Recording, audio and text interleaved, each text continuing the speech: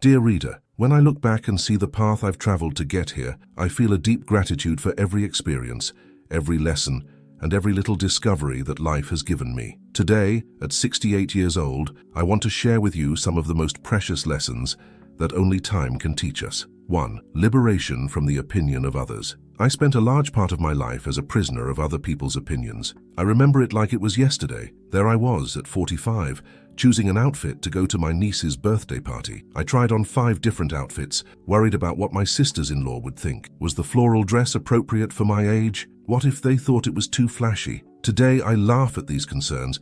The other day I put on my favorite yellow dress.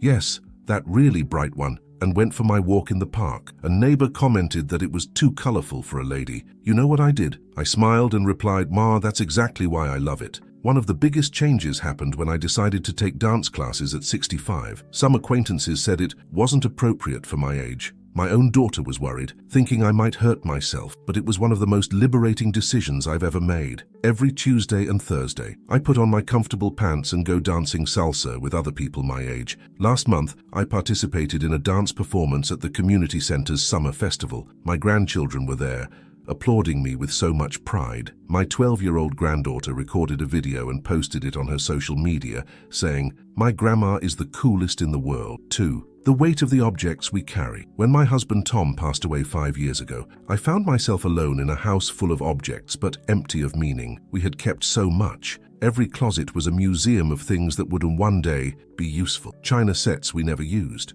waiting for a special occasion that never came. Clothes with tags still on, waiting for the right moment. It was my granddaughter Emily who helped me do a clean-out. At first it was difficult. Each object seemed to carry a memory, a story, but gradually I understood that the memories were in me, not in the things. The process of letting go continues to this day. Recently, I found a box full of old cards and letters in the attic. I spent an entire afternoon rereading each one, reliving memories. Instead of putting everything back, I decided to do something different. I photographed the most special ones to keep digitally and did a project with my granddaughter. We transformed some of the most beautiful letters into a collage album. Others became handmade bookmarks that we donated to the neighborhood library. The ones with children's drawings we framed and gave as gifts to their authors, now adults with their own children. 3. The art of saying no. How many Sunday lunches I organized without really wanting to. How many family gatherings I attended just out of obligation. I remember one Christmas, 2 years ago, when I realized I was exhausted from preparing an elaborate dinner that no one really appreciated. Everyone was more interested in their cell phones than in my pecan pie that took hours to make. It was then that I decided things would be different from then on. The following Christmas, I suggested a simple lunch where everyone would bring a dish. Some family members complained about the change in tradition, but you know what? It was the best Christmas we had in years. I could really enjoy everyone's company without being exhausted in the kitchen. I also learned to say no to commitments that don't make me feel good. When my neighbor insists I join the crochet group, even though I prefer to do my exercise class, I thank her and gently say it's not my cup of tea. When there's a birthday party very late at night, and I know it will affect my sleep and routine, I send my congratulations and a gift, but I don't go. 4. The mirror and me, a new friendship. This was perhaps one of the hardest lessons to learn. For years, I waged a daily battle with the mirror. Each new wrinkle was cause for distress, each white hair a small defeat. I spent fortunes on miracle creams and procedures that promised to reverse aging. Until one day, looking at an old album with my granddaughter, she pointed to a photo of me at 30 and said, "Grandma, you were beautiful." I automatically replied, "I was indeed. Today I'm old." And she, with that wisdom that only children have, said, "No, Grandma, you're still beautiful, just in a different way." That struck a chord with me. I started looking at my wrinkles differently. Each one tells a story. The ones around my eyes are from laughing so much with my grandchildren. The ones on my forehead came along with the wisdom of raising 3 children. The ones on my neck remind me of the years dedicated to the work I loved so much. Today, when I look in the mirror, I no longer look for the woman I was at 30. I celebrate the woman I am at 68. I wear makeup when I want to feel prettier, not to hide who I am. And you know what? I've never felt so good about myself. 5. Rediscovering forgotten passions. For years, my routine was automatic. Work, home, family, obligations. When I retired, I felt a huge void. I didn't know what to do with so much free time. That's when I found Addis at the bottom of a drawer, my old poetry notebook from my youth. I started writing again, without any pretension, just for the pleasure of putting my thoughts and feelings on paper. Soon I was participating in a literature group at the neighborhood library. I met wonderful people with fascinating stories to share.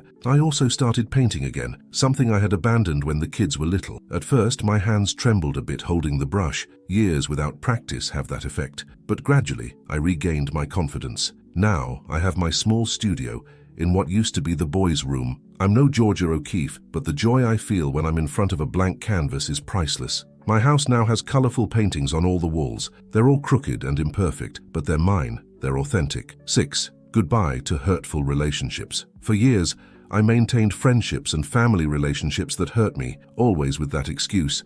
But it's family, or we've known each other for so long. I had a cousin who always made nasty comments about my weight. A friend who only sought me out to talk about problems and complain about life. A brother who always belittled my achievements. It was difficult, but I learned to set boundaries. With my cousin, I started responding to her comments firmly. You know, Sarah, my body is my responsibility, and I'm happy with it. At first, she was shocked by my responses, but gradually she realized that kind of comment was no longer welcome. With the pessimistic friend, I learned to steer conversations towards positive aspects. When she started with endless complaints, I gently changed the subject. But tell me one good thing that happened this week. If she insisted on negativity, I politely shortened our meetings. Today my social circle is smaller but much more meaningful. I have a group of friends who meet every Thursday for coffee and talk about life. We support each other, laugh together, share joys and sorrows. This is how it should be. 7. My life, my path. I always compared myself to my younger sister, who had a brilliant career as a doctor while I chose to be a teacher. For years,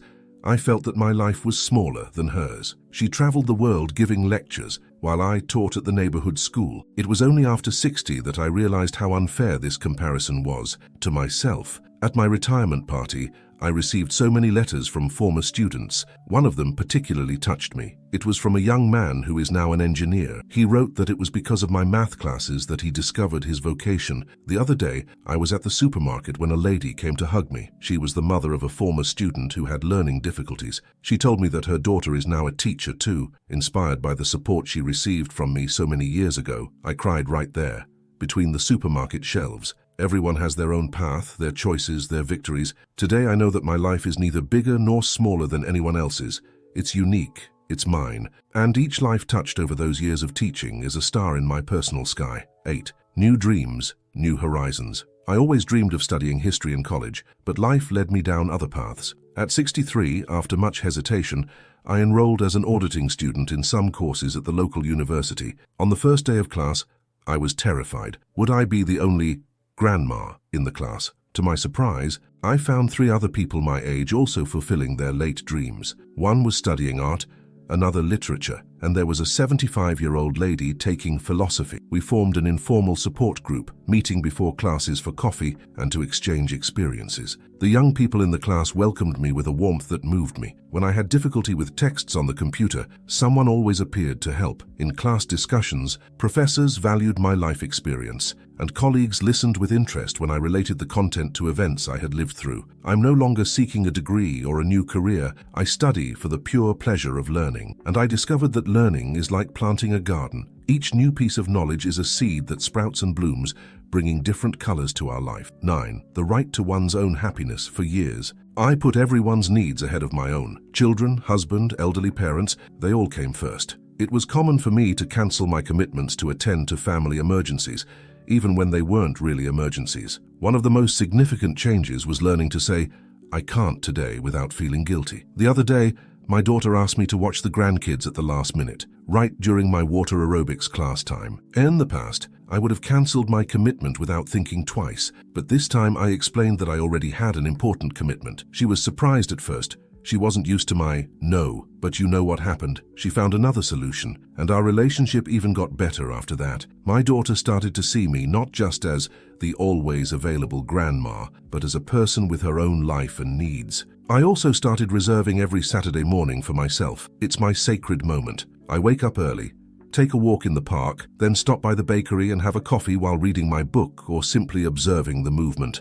These moments of chosen solitude are precious. They help me recharge my energy and connect with myself. 10. Technology and modern connections, overcoming fears and bringing generations closer. I confess that at first I was truly terrified of all this modernity. When my children insisted I get a smartphone, I resisted. What for? My landline works just fine, I'd say, clinging to my old big-button phone. It was during the pandemic that I realized how much I was isolating myself out of fear of technology. My grandchildren could only see me through video calls, and there I was, depending on my children to make this connection happen. I felt powerless and frustrated. That's when I decided it was time to overcome this fear. I started with a basic computer course at the neighborhood association. At first, I confess it was frustrating. My hands would shake when using the mouse. I was afraid of breaking the computer with a wrong click. But you know who was my best teacher? My 12-year-old grandson. Every Thursday, he would come to teach me something new. With a patience that moved me, he showed me how to use WhatsApp, how to make video calls,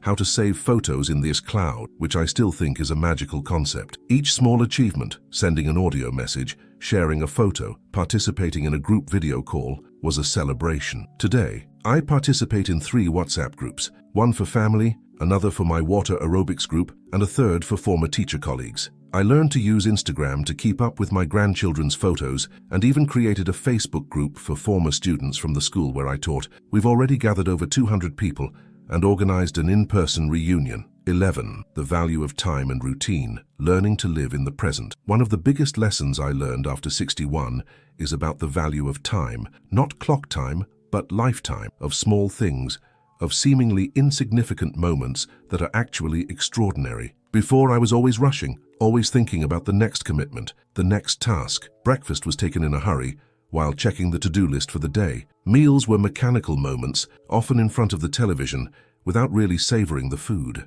It was after a small health scare, high blood pressure that took me to the emergency room, that I started to rethink my relationship with time and my routine. My doctor was straightforward. Mrs. Johnson, you need to slow down. I then started creating new rituals.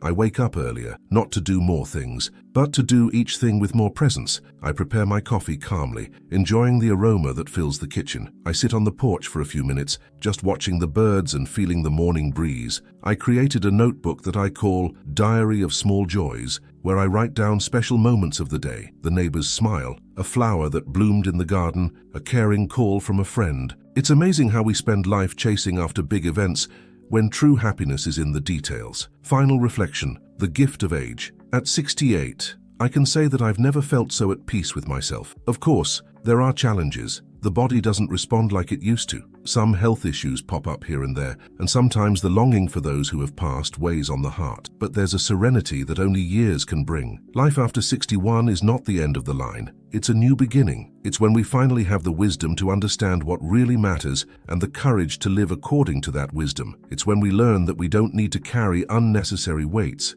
be they objects, relationships, or worries. The other day, a younger lady asked me what the secret to aging well was. I replied that the secret is precisely understanding that there is no secret at all. Everyone has their journey, their stumbles, their victories. The important thing is to move forward with courage and authenticity. As I always say to my grandchildren, life is like a book. It doesn't matter what page you're on, each chapter has its own beauty. And now, in this chapter of my life, I've learned that true youth isn't in the absence of wrinkles, but in the presence of dreams, in the courage to start over, in the wisdom to enjoy every moment.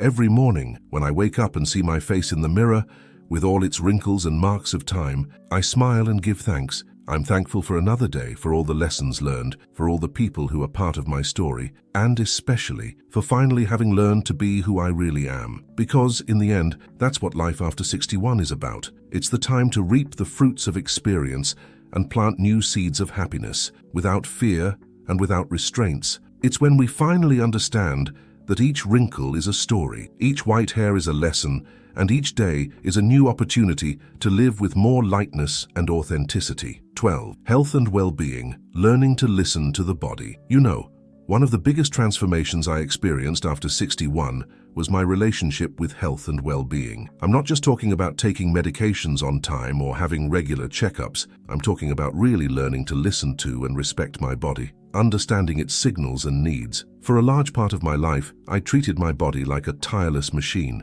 I slept little, ate carelessly, ignored signs of fatigue and stress. I'll rest when I'm dead, I used to say, with that foolish pride of someone who thinks being busy is synonymous with being important. The change began after a scare I had at 63. There I was, as always, running around trying to solve 1,000 things in one day. I had gone to the bank, then to the supermarket, carrying heavy bags, ignoring that little pain in my chest that had been bothering me for a few weeks. It's just tiredness, I thought, until, in the middle of the street, I felt a strong dizziness and almost fainted. Luckily, there was a pharmacy nearby, and a kind soul helped me get there. My blood pressure was very high, 180/120. It was my wake-up call, my moment of awakening. The doctor was categorical.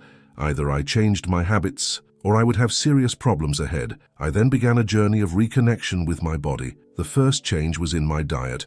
I always liked cooking, but I ate in a hurry, often standing up while doing other things. I started to make meals a sacred moment. I bought a beautiful notebook and began planning the week's menu, prioritizing fresh and natural foods. I discovered the pleasure of going to the neighborhood farmers market on Saturdays. I chat with the vendors, learn about seasonal foods, try different. I'll continue the translation. Fruits and vegetables. My youngest grandson, who used to turn up his nose at vegetables, now accompanies me and has fun discovering new colors to eat, as he says. Physical activity entered my life gradually and respectfully. I started with light walks, 15 minutes a day. Today I walk for an hour 3 times a week, in addition to the water aerobics that I love so much. But I've also learned to respect the days when my body asks for rest. It's no longer that obsession with meeting goals. It's an attentive and loving listening. Sleep, oh sleep. How much time I wasted thinking that sleeping was a waste of time. Today I have my sacred rituals before bed. A chamomile tea,